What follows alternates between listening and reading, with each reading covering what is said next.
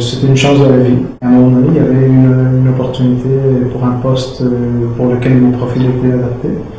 Et bon, on a fait rentrer dans une phase de discussion. Puis à un moment donné, ils m'ont offert un travail. Je suis venu pour une entrevue. Puis le jour même de l'entrevue, on m'a embauché. La première phase est difficile, c'est sûr, parce que c'est un gros changement. C'est un pays qui est très différent du mien. Tout est différent, la société est différente, la température est différente. En fait, je me suis parti en affaires. Mais à Québec en particulier, je trouve qu'il y a beaucoup d'opportunités. Je trouve que, je dirais que c'est même plus facile qu'ailleurs, malgré que je ne connais pas tous les autres pays, mais je connais quelques pays du monde et je me rends compte qu'ici, il y a beaucoup d'opportunités. On ne peut pas faire les choses 100% à notre façon. Il faut s'adapter, il y a une structure, il y a des organismes qui nous supportent, mais ils ont leur mandat, puis leur façon de faire. Quand on s'adapte à eux, c'est plus facile de réussir.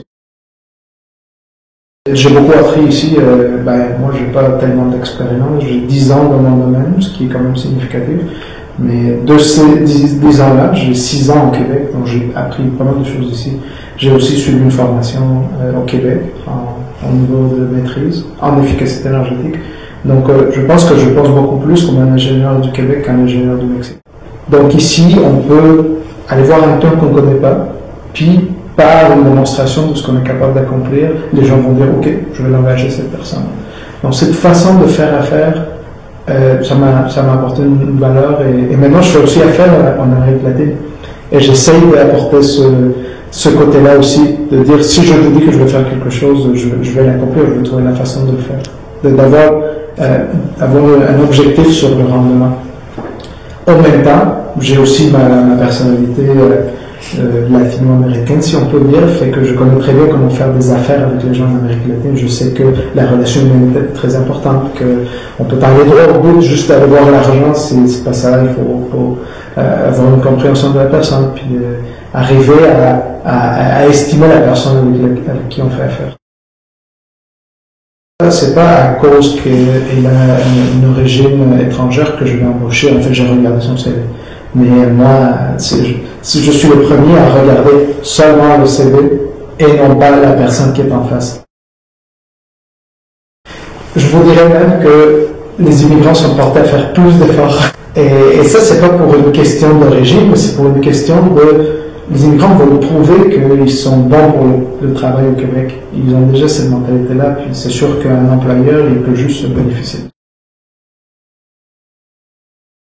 Wow, on veut apporter une vision complètement différente de la business, si vous permettez l'anglicisme. Je pense que les entrepreneurs immigrants, ils enrichissent la culture d'affaires d'ici.